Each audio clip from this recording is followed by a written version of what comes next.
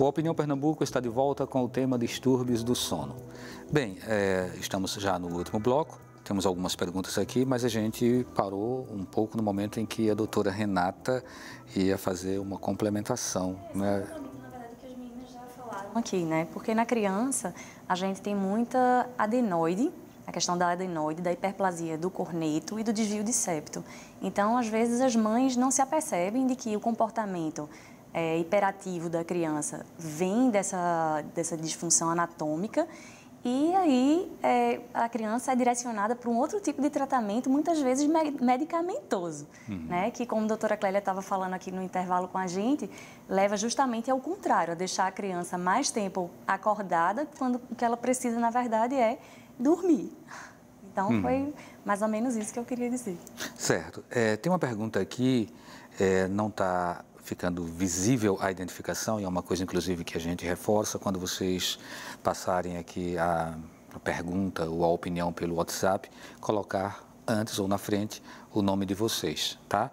Mas aí a pergunta é se é normal dormir 10 horas e ainda acordar com sono. Doutora Clélia. O que a gente diz, não existe um padrão único, né, de necessidade de sono, né? Digamos, existe a média da população. Então, ele pode ser um dormidor longo, a pessoa que precisa de mais horas, mas um adulto, em média, vai precisar ir entre 7 e 8 horas. O que pode acontecer é que ele pode estar muitas horas deitado, em sono superficial, um sono de má qualidade. Por exemplo, ter a apneia do sono e estar acordando sem perceber, porque os microdespertares são muito curtos. E como o sono é ruim, ele passa o dia cansado porque ele não aprofundou as fases de sono que precisava. Não chegou em fase 3 nem no REM.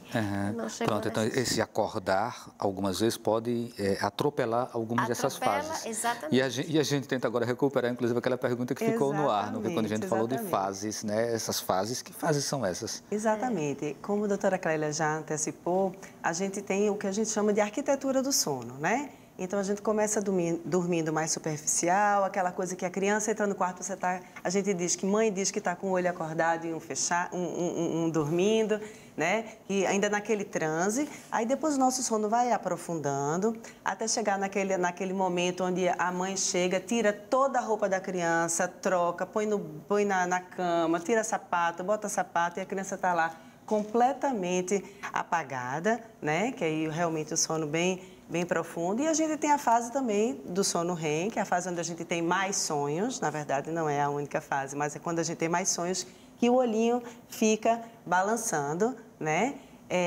Então, durante todo esse período de sono, em cada fase, acontece uma determinada coisa, né? Um determinado processo, na verdade, com o nosso organismo, necessário para uma boa recuperação.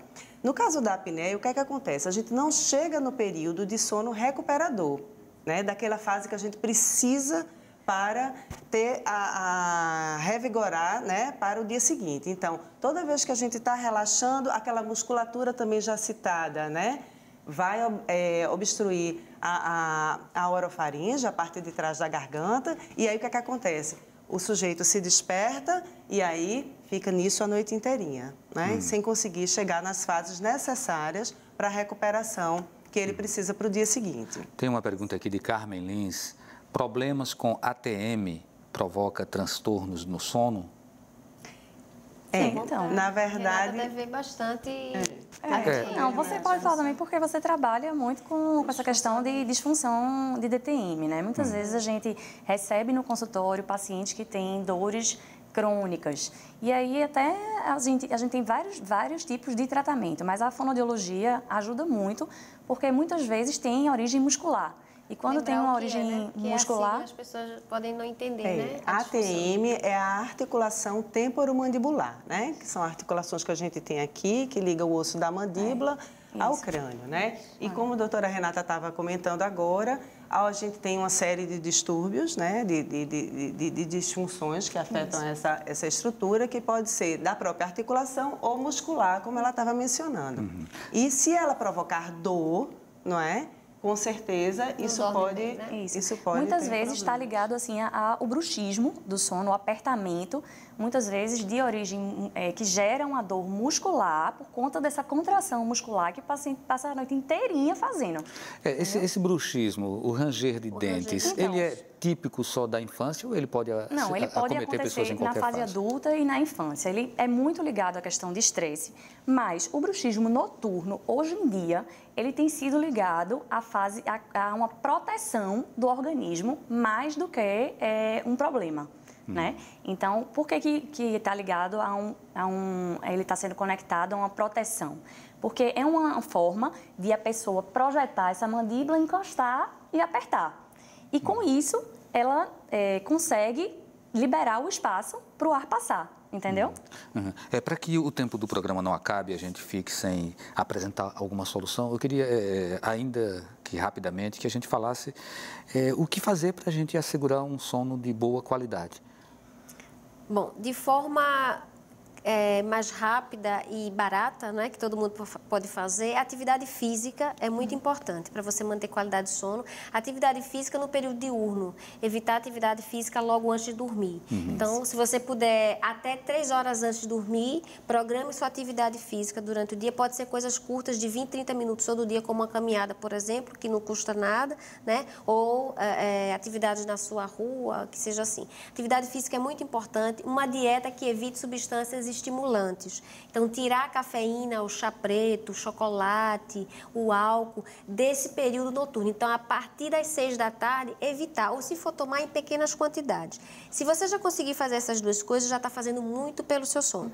E não se automedicar. Não usar medicação que não seja fitoterápico. Os fitoterápicos estão liberados, mas não usar medicação sem orientação médica. Procure um profissional, seu clínico, primeiro para fazer diagnóstico do qual é o problema e depois a gente vai encaminhar para o tratamento necessário. E a espiritualidade, seja uma meditação, seja uma oração, Sim, alguma forma de relaxamento antes de dormir. Exato. Isso funciona? Algumas pessoas, elas se favorecem, não é? Com as questões espirituais e com as meditações. Meditação é uma técnica, né? Não necessariamente a questão espiritual envolvida. Mas, assim, o que a gente também recomenda são questões comportamentais em relação aos hábitos, né, do sono. Então, e dormir sempre no mesmo horário, ter uma rotina para dormir e para acordar.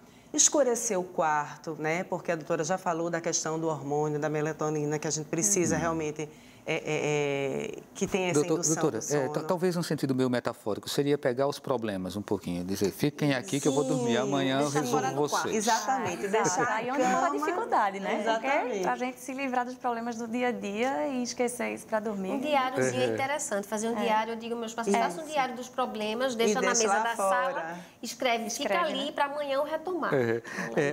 O Henrique, ele disse que está assistindo ao programa, obrigado pela audiência, né, Henrique? E diz, gosto muito de assistir vídeos de ASMR antes de dormir. Vejo que esses vídeos estão ficando bastante populares. Faz mal dormir assistindo esses vídeos, que são os vídeos de relaxamento? O vídeo tem aquela questão da luminosidade, né? Então, hoje em dia, a gente termina assistindo no computador, no tablet ou no celular. E, de fato, a gente poderia evitar. Na verdade, mas tem pessoas que têm sono quando ficam na frente da televisão, por exemplo. Quando são atividades muito monótonas. A gente diz que se ele já nota que dorme com aquilo, só se ele puder diminuir o brilho, pelo menos, né, da tela, seja do celular. Para desligar, né? Bota naquele time. Diminuir o brilho para diminuir a intensidade do estímulo. Mas atividade monótona ajuda. Pode funcionar a desviar a atenção de um problema também, que esteja incomodando, nesse né? sentido de relaxamento, né? Sim. Pode. Mas aquelas questões comportamentais são muito importantes, né? O ambiente está numa temperatura agradável, que o travesseiro e o colchão também sejam agradáveis, né? E compatíveis com o peso, com o tamanho da pessoa. Então, tudo isso favorece bastante.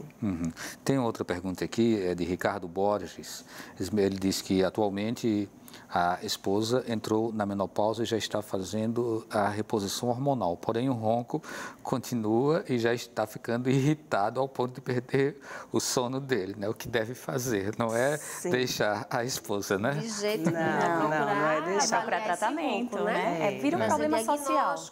Né? Por que ela está roncando? Então, ela vai para o clínico dela, vai avaliar se esse ronco é só ronco ou se já tem uma apneia obstrutiva do sono e vai tratar. E quando entra naquele embate, que a pessoa diz, mas você também ronca? Geralmente ronca mesmo, às vezes os dois roncam. Quem dorme primeiro não percebe, né? Não percebe o ronco do Normalmente a mulher outro. fica mais tranquila com o marido que ronca do que o contrário. A mulher se acostuma mais. Os maridos são mais intolerantes. Ela chega muito no meu consultório assim. Gente, nós teríamos fôlego aqui para passar mais outro programa falando sobre os distúrbios do sono, mas infelizmente o tempo acaba, né? Então a gente só tem tempo agora para as considerações finais. Então vamos começar com a doutora Renata, suas recomendações finais. Minhas recomendações são justamente essas que a gente tem falado aqui, é que não basta você estar ouvindo que o parceiro está roncando e se mudar de quarto, né? É o que eu estava dizendo, isso é um problema que acaba virando uma coisa social. Eu já tive no meu consultório casais que estavam prestes a se separar, que o marido estava dormindo na sala, a esposa grávida, que não estava suportando o ronco do marido, e a gente trata e consegue resolver, volta a dormir no mesmo quarto, volta a ter a convivência, né? Porque isso é muito importante, né? Chegar à noite, na cama, deitar e tal. Tá. Doutora Luciana. Exatamente. E o que a gente também tem orientado realmente é que procure ajuda, né? Procure o ronco, a apneia, a insônia, eles têm tratamento, né? Okay. E que a gente realmente, hoje existe uma equipe multiprofissional e para escolher o melhor tratamento que você precisa. Doutora Clélia? Exatamente, é isso mesmo. Procure ajuda, né? Não se desespere, né? Recuperar a qualidade do sono é possível. E aí você procurando ajuda, né? Tanto através de uma alimentação saudável, atividade física, quando necessário o uso de um dispositivo para dormir, que é o CPAP, quando necessário um aparelho intraoral. O ideal é procurar inicialmente que profissional? Olha, para diagnóstico ele tem que procurar um médico. O médico pode ser o clínico geral, mas existem várias áreas que atuam no sono. Neurologia, psiquiatria, otorrino, pneumo, cardiologia também, pediatria para as crianças, né? Esqueci de alguém da área... do sono também. São especialistas que lidam com sono para fazer o diagnóstico. A partir daí é que vai se distribuir que tipo de tratamento vai ser feito. Ok, tá. Muito obrigado pela participação de vocês. Obrigado a você que nos acompanhou também. O Opinião Pernambuco de hoje fica por aqui. A todos uma boa noite e até o próximo programa.